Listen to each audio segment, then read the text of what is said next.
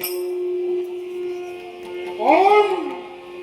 राधे वीर वर्मा निश्चितच नमो नमो नमो नमो नमो नमो. आमच्या या रणांगणी आमच्या नेत्रासमोर उभी असणारी व्यक्ती आपली ओळखी मग ऐका म्हणतोय पांडव वीरातील एक वीर ज्याची मेघा प्रमाण गर्जना तोच हा मेघवर्ण होय. मेघवर्ण. होय आपण पांडव कट्टकातील असणारी याची कल्पना आम्हाला होती. कारण पांडवांचा याज्ञिक आम्ही बंधन केलंय अर्थात त्याच्या मुक्ततेसाठी पांडव कटकातील योद्धे येतीलच याची कल्पना आम्हाला होती. फक्त आपली ओळखी नव्हती म्हणून परिचय करून घेतला. राज करते मी तो कोणत्या कारणासाठी आलो. मग ऐका म्हणताय जो अश्व तुम्ही बंदिवान केलाय त्याच अश्वाच्या मुक्ततेसाठी या मेघवर्णाची पावलं इथपर्यंत पडली. मेघवर्ण काय ते ज्या रीतीनं अश्वबंधन राजकर्त्याच्या वीरवर्मानं केलंय अर्थात पत्रिकेतील मजकूर आपल्याला ज्ञात असेल. अगदी योग्य. आणि त्याच मजकुराचं महत्व नव्हे तर त्या मजकुराचा लेखाजोखा विचारात घेऊन आम्ही अश्वबंधन केलाय. अर्थात वीराची वीरश्री जागृत झाली आणि त्या वीरानं तो अश्वबंधन केलाय. मग त्या अश्वाच्या मुक्ततेसाठी आलेला पांडव वीर नव्हे तर घटकोच पुत्र मेघवर्ण कोण असं तुमचं वीरत्व आहे आणि तेच वीरत्व सिद्ध करण्यासाठी आज या रणांगणी राजा वीरवर्मा समोर आपण उभे आहोत. राजा वीर वर्मा इथं याला कारण आहे. कारण कोणतं असेल तर स्वतःच्या हाती कर्तव्य आहे आणि तेच कर्तव्य परिपूर्ण करण्यासाठी हा मेघवर्ण इथपर्यंत आला. मला सांगा पत्रिकेतील मजकूर तुम्ही वाचिला. निश्चितच. मग त्या मजकुराच्या ओघे करवी अश्वबंधन तुम्ही केला. जरूर. मग राजा अश्वबंधन जर का तुम्ही केला असाल तर त्या पत्रिकेत लिहिलं होतं ज्याच्या अंगी शक्ती सामर्थ्य आहे त्यानं पांडवांशी द्वंद्व करावं. मग तो अश्व नेण्यासाठी मी आलोय. मग ज्याप्रमाणे पत्रिकेत रेखाटलंय त्याप्रमाणे कृती करा म्हणतोय. क्षणभर तुमच्या बोलण्याचा हसू येतो. का म्हणून पत्रिका पांडवांनी रेखाटली आहे. याज्ञिक अश्व पांडवांनी सोडलाय. अश्वमेध यज्ञ पांडव करतायत. मग जर पत्रिकेतील मजकुराचा साहस आहे ज्याच्या अंगी पराक्रम शौर्य सामर्थ्य आहे त्याच वीरानं त्या बलाढ्य पूर्व वीरानं त्याचं बंधन करावं. आता मी बलाढ्य होतो सामर्थ्यवान होतो शक्तिवान होतो म्हणून त्या अश्वाचं बंधन केलंय.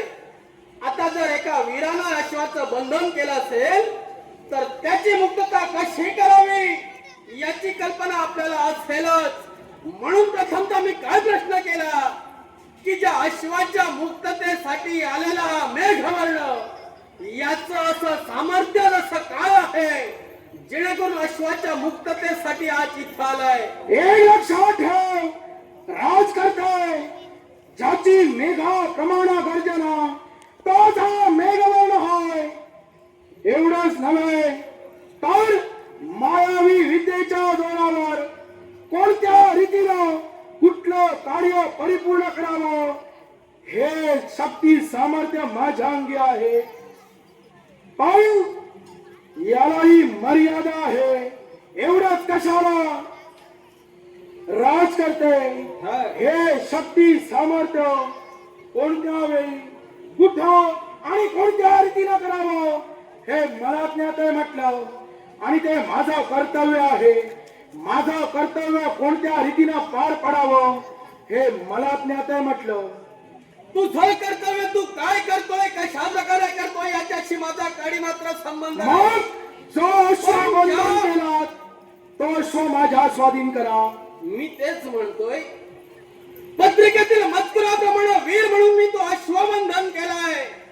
मग त्या अश्वाच्या मुक्ततेसाठी आलेला हा मेघवर्ण, त्याचं वीरत्व काय आहे, त्याचे कोणते पराक्रम आहे, हे जाणून घेण्याची जिज्ञासा राजा वीर पण वर्मा राज करते तुमच्या मनातील प्रश्न जरूर परिपूर्ण करेन. पण मला सांगा, प्रथम अश्वबंधन तुम्ही केलात, पत्रिकेतील मजकूर तुम्ही वाचिलात, योग्य की अयोग्य? योग्य. मग मला सांगा, ज्याच्या अंगी पराक्रम आहे, जो शूरवीर आहे, त्यानं तो अश्वबंधन करावा. त्याच्या पुढे लिहिलं होतं ते वाचलं नाही की काय? मेघवर्ण, काय ते? मी काय म्हणतोय, मी वीर म्हणून तो अश्वबंधन केलाय.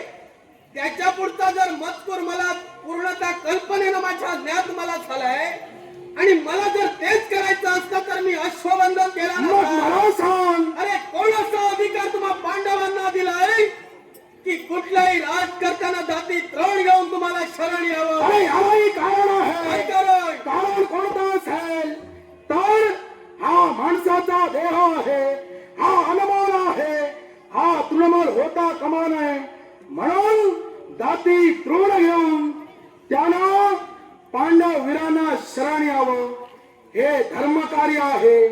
मग हे धर्मकार्य परिपूर्ण करत असताना, हे धर्मकार्य सुरळीत चालत असताना अश्वाचं बंधन तुम्ही केलं. मला माझ्या प्रश्नाचं उत्तर द्या. मला सांगा, ज्येष्ठ वरिष्ठांनी तुमच्या माती जर का जबाबदारी दिली असेल तर ती जबाबदारी तुम्ही परिपूर्ण करणार की माघारी जाणार? जबाबदारी दिलेली परिपूर्ण करणं हे वीराचं कर्तव्यच आहे. पण जबाबदारी पूर्ण करताना समोरचा वीर कसा आहे, तो सामान्य आहे की असामान्य आहे, त्यानं कशा पद्धतीने आपलं वीरत्व सिद्ध केलंय याची कल्पना समोरच्याला हवी.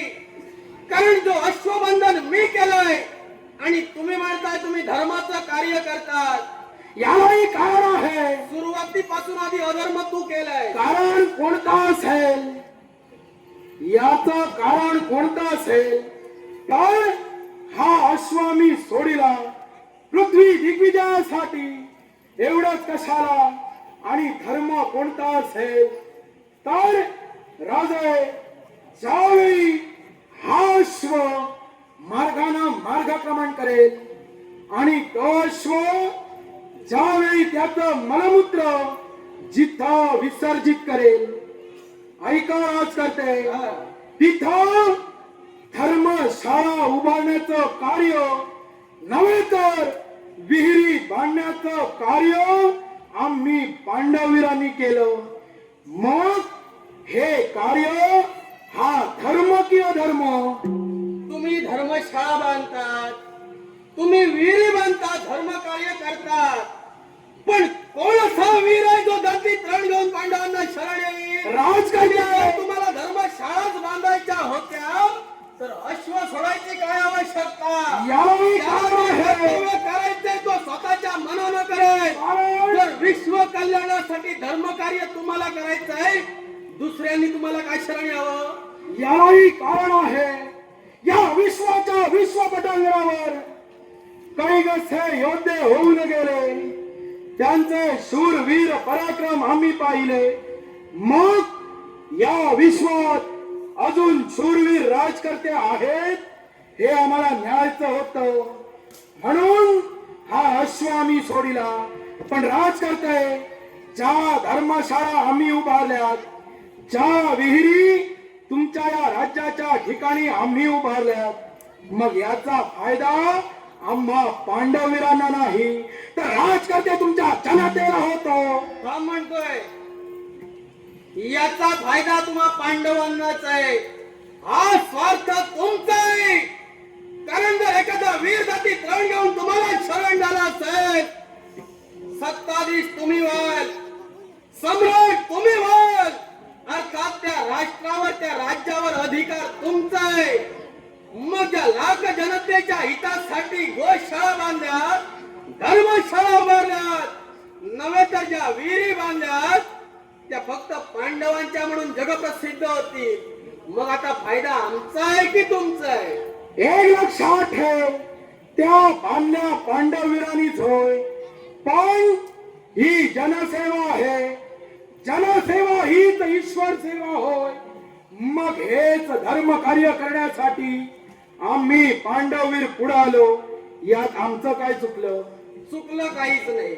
मग कारण तुमच्या प्रश्नाचं राजा तुम्हीच उत्तर दिलात, हा. यात काही चुकलं नाही. नाही, माझं बोलणं- मग अश्वाची मुक्तता करा, मी माघारी जातो. मी का असं म्हणालो तुमचं चुकलं नाही? कारण ज्यानं प्रारंभीपासूनच अधर्म केलाय त्याला अजून काय चुकीचं म्हणणार? अरे मेघवर्ण, तुझ्या कर्मीच अधर्माची सुरुवात झाली. अश्वाच्या बाबतीत तू काय केलंस हे तुला ज्ञात आहे. भद्रावती नगरीत तू जाऊन काय प्रमाद केला तुला ज्ञात आहे. आणि म्हणतोय धर्माचं कार्य पांडव करताय. अरे अधर्मी हे पांडवच आहे आणि अधर्माची सुरुवात तुमच्यापासून झालेली आहे. म्हणून त्या विलासची जागृत होऊन तुमचा अश्वबंधन राजकर्त्याच्या वीरवर्मानं केलाय. राजकर्ते भद्रनगरीच्या ठिकाणी मी गेलो. जे कार्य मला करायचं होतं ते कार्य मी परिपूर्ण केलं, पण त्याचा वेळ प्रसंग कोणता होता हे जाणिलं.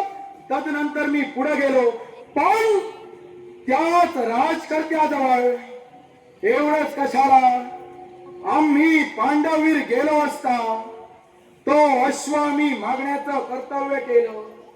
पण जो अश्व आम्हाला हवा होता त्या अश्वाच्या मागणीसाठी आम्ही गेलो. नकारार्थी शब्द त्या राजकर्त्याच्या मुखावटे निघाले. त्याच वेळी शक्ती सामर्थ्याच्या जोरावर मी जाणिलो. याला कारण काय असेल तर सूर्यदेवानं त्याला गुपित सांगितलं होतं, तेच गुपित मी जाणिलं आणि त्याच गुपिताचा मार्ग आचरणात मी आणला. तोच मार्ग आचरणात आणल्यानंतर स्वतःच कार्य स्वतःच्या शक्ती सामर्थ्यावर केलं. मग राजकर्ते ज्याप्रमाणे शक्ती सामर्थ्यावर कार्य मी केलं, मग त्याच रीतीनं पत्रिकेत रेखाटलेला जो मजकूर आहे त्याच मजकुराच्या योगाकरवी शक्ती सामर्थ्य तुमच्या अंगी जर का असेल तर यावेळी तुमच्या नेत्रासमोर वीर उभा आहे. शक्ती सामर्थ्य म्हणतोय.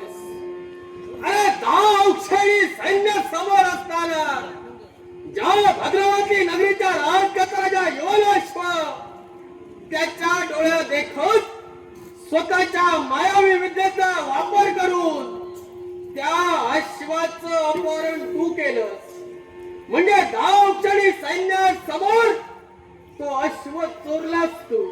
आता ही कृती वीराची आहे की चोराची आहे? राजकर्ते काय? एक लक्षात ठेवा, माहित आहे? याच्या अगोदरच मी तुम्हाला सांगितलंय हे धर्म कार्य आहे. या धर्म कार्यात यावेळी मी जे काही कृत्य करतोय ते धर्म कार्यासाठीच करतोय. जो अश्व मी आणला तो धर्म कार्यासाठीच आणला होता. अशा प्रकारे जर तुमचा धर्म कार्य असेल, अधर्म करून त्याला तुम्ही धर्म म्हणत असाल तर दाती तृण घेऊन शरण येणारा शरण आला असेल तर ठीक आहे, नाहीतर माझे पराक्रम तुला दाखवावे लागतील. तुझे पराक्रम? होय. अरे ज्या गोपाळ कृष्णाच्या आशीर्वादावर तुम्ही उड्या मारतात त्याच्याच मनाच्या मोठेपणामुळे आता तुम्ही जगतात. तेच पांडववीर या राजा वीर वर्माला आता आव्हान देत आहेत. मग लक्षात राजा ठेव. वीर वर्मा, मला सांगा तुमच्या जीवनाच्या ठिकाणी कुठल्या देवतेला तुम्ही श्रेष्ठ मानतात? नव्हे तर तुमची देवता कोणती आहे? ज्या माझ्या देवाला मी मनोमनी भजले पुजले हं? ती माझी देवता म्हणजे शंभुमादेव. या विश्वाची लय करती देवता आहे. नव्हे तर जेवढा माझ्या देवावर माझा विश्वास आहे अगदी त्याचप्रमाणे गोपाल कृष्णाला सुद्धा भजण्यासाठी मी तत्पर आहे. पण मी असं का म्हणालो तर तुम्ही अधर्म करून जर धर्म कार्य म्हणत असाल तर माझ्या प्रजेच्या रक्षणासाठी दाती तृण येऊन शरण येणे मला मान्य नाही. मग शरण नाही म्हणून मी का? जर अश्वबंधन केला तर त्याची मुक्तता मी का करावी. मुक्तता जर का होत नसेल, राज करताय, सामोपचार संपला, यावेळी संघर्ष तुम्हाला करावा लागेल. बाबा रे, काय ते? मला पूर्ण कल्पना आहे. मी अश्वबंधन केलाय म्हणजे तेवढं सामर्थ्य माझ्या अंगी आहे. मग तेच सगळे सांगतो. संघर्षाची माझ्या मनी तत्परता ठेवून या रणांगणी मी उभा आहे. कारण मला पूर्ण ज्ञात आहे पांडव म्हणजे कोणी सामान्य नव्हे. मग स्वतःचं वीरत्व सिद्ध करण्यासाठी आज तुमच्या नेत्रासमोर राजा वीरवर्मा उभा आहे. मग असं जर का असेल, राजाई, तुम्ही वीरत्व तुम्ही दाखविलात, युद्धाचं आव्हान तुम्ही केलं नव्हे तर मी केलं. मग हेच युद्धाचं आव्हान स्वीकारलं म्हणतोय. युद्धाचं आव्हान स्वीकारलं असेल तर अश्वाची मुक्तता कोणत्या प्रकारे करतात हे त्या राजा वीरवर्माला पाहिजे आहे. सत्तेनं मला अंदाज झाला आणि सत्तेपायी नाक विश्वाला छळतात. म्हणून हीच तुमची सत्याची भ्रामक कल्पना. राजा वीरवर्मा साबळ्याच्या जगातील लोकांचं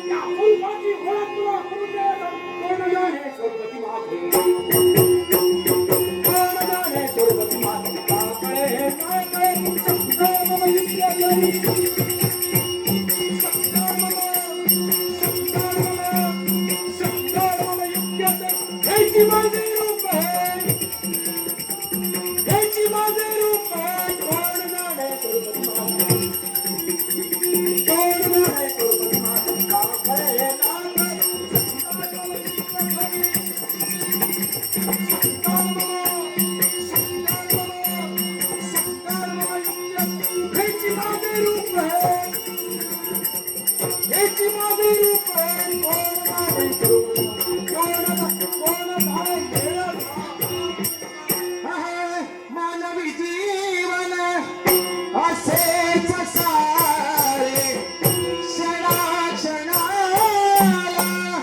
खेळता वीरे.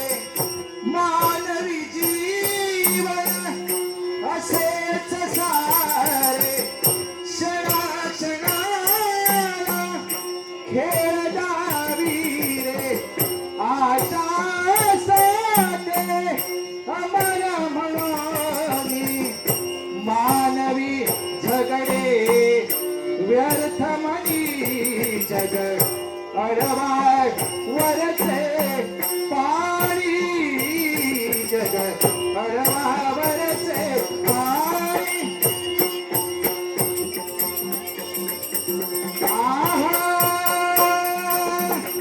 या जगात नाही अमर कुणी, या जगात नाही, जगात नाही, जगात नाही अमर कुणी. जग अडवा वरचे पाणी.